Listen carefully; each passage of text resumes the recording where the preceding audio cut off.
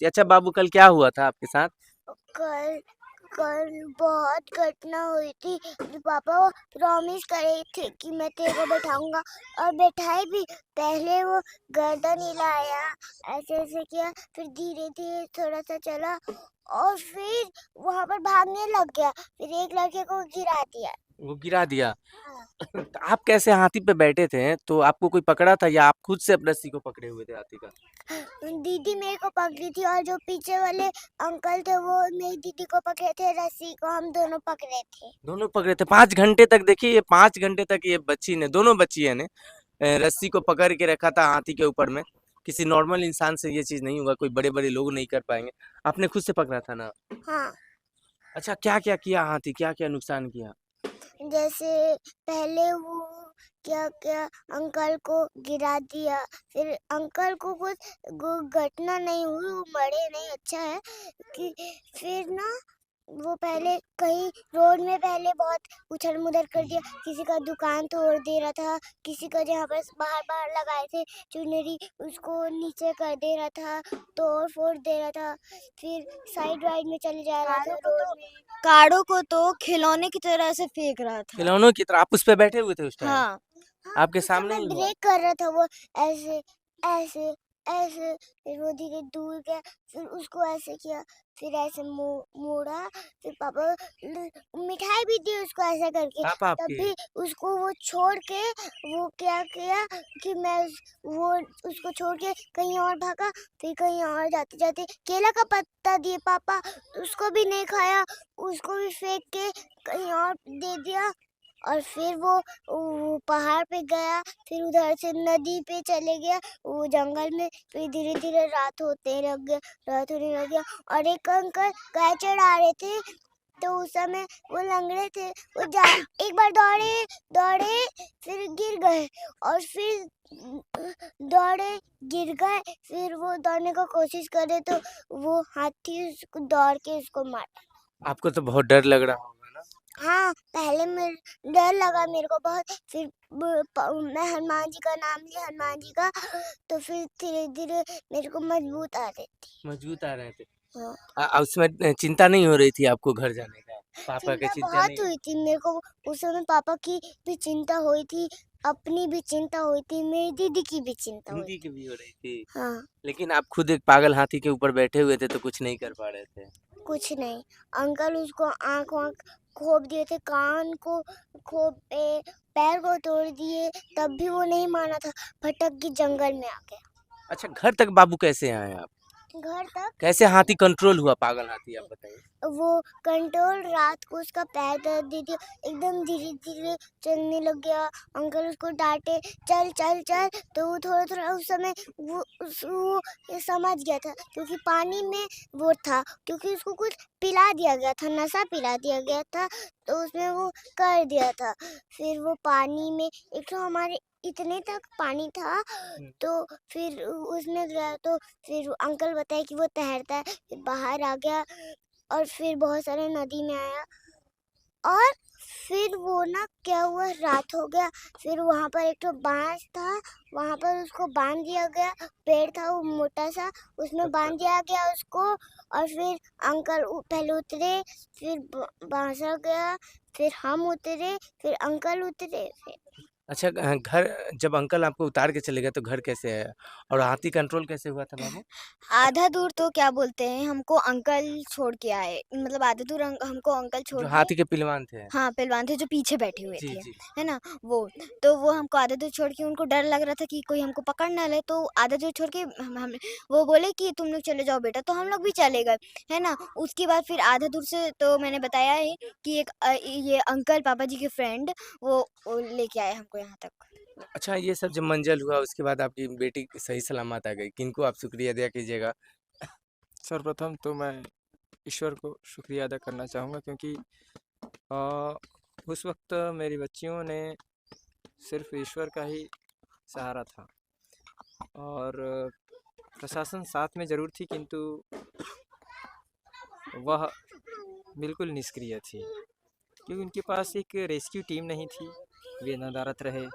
फिर सीसीटीवी कैमरे ड्रोन कैमरे की हमने मांग की कि एटलीस्ट लोकेशन हम देखते रहें, जिससे हमको संतोष रहे कि हमारा बच्चा सेफ है। 4 लोग सवार हैं, 4 लोगों की ज़िंदगी का सवाल था। इसके बावजूद एक ड्रोन कैमरे तक अगर प्रशासन व्यवस्था नहीं कर सकती है, 5 घंटे बीत जाते हैं और मौत के काल में बच्चे जो है वहाँ पर और बड़े जो है 4 लोग वहाँ पर बिल्कुल लड़ रहे हैं, जूझ रहे हैं और हम सड़क पर बस तमाशबीन होकर देख रहे हैं। उनको पता भी नहीं है कि रात के अंधेरे में वे 4 लोग हैं कहाँ पे। तो बिल्कुल यह निराशाजनक चीज़ है और बिहार सरकार से मैं निवेदन करूँगा कि पुलिस बल को और भी संसाधनों से नवाजा जाए, ताकि इस तरह की रेस्क्यू जस्ट तुरंत से तुरंत कर दिया जाए। मेरे बच्चे तो लकी साबित हुए और मेरे बच्चे डेयरफुल थे, हिम्मती थे, किंतु क्या 5 उँगली बराबर है? यदि ईश्वर न करे किसी और बच्चे के साथ या बड़े के साथ ही ऐसी दुर्घटना घटित हो जाती है, उस दौरान 5-5 घंटे तक किसी भी रेस्क्यू टीम का नदारद रहना, एक ड्रोन कैमरे तक की व्यवस्था ना हो पाना, कहीं न कहीं लोगों को जानबूझकर खतरे में डाल देने के ही समान मैं ऐसा महसूस कर रहा था उस दिन। और ईश्वर के साथ-साथ मैं क्षेत्र के जो माताएँ-बहनें हैं, जिनको मैं देखता था, गाड़ी रोकता था, बोलता था कि बहनें ऐसी-ऐसी बातें हैं, माताएँ ऐसी-ऐसी बातें हैं। उस पागल हाथी के ऊपर मेरे 2 बच्चे हैं। आप लोग दुआएँ कीजिए और मैंने सुना है कि दुआओं में ताकत है। लोगों से दुआएँ माँगते रहा। कुछ सज्जन जब हम रिटर्न हो रहे थे, हमें सूचना मिली कि हमारी बच्चियाँ घर आ गई हैं। वे हमको रोक रहे थे, रोक कर उन्होंने पूछा कि भैया आप रो रहे थे, आपके लिए हम दुआ कर रहे हैं, आप निश्चिंत रहिए। मैं बोला दुआ कर रहे हैं ना सर, कामयाबी हो गई है, मेरे बच्चे मिल गए हैं। तो उन्होंने सभी ने रोंगटे उनके खड़े हो गए थे और वो दिखा रहे थे कि सर हम दुआ मांग रहे थे। तो मैं समझता हूँ कि मानवता तो अभी मरी नहीं है।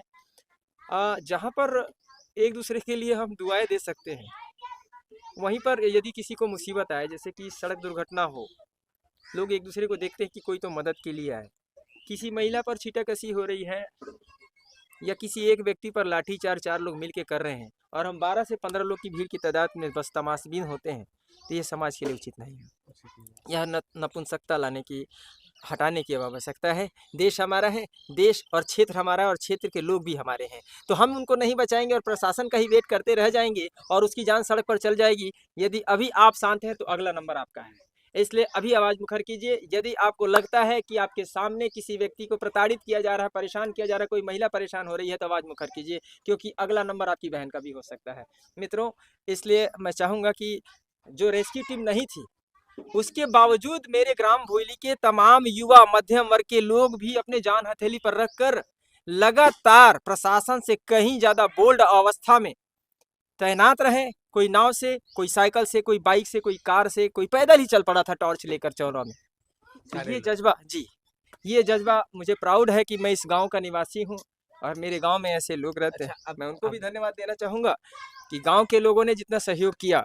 मेरा द्वार जब मैं आया तो भरा हुआ था खचाखच, वहां तक बच्ची के लिए सड़क बच्ची आ गई थी, मेरा वेट हो रहा था। अच्छा, आपका वेट। अच्छा, अब क्या बच्ची को हाथी घोड़े या किसी का सवारी करवाएंगे क्या? मैं तो डर गया हूँ, मगर मेरे बच्चे कहते हैं कि हम फिर से सवारी करना चाहेंगे पापा, क्योंकि इससे पहले हम घोड़ों में, ऊँट पर हम सवारी कर चुके हैं। बड़े से झूले पर भी इन्होंने जिद किया, उसको भी हमने किया। अंधेरे पर मैंने इनका क्लास लेना शुरू किया कि अंधेरे से इन्हें डर लगता है।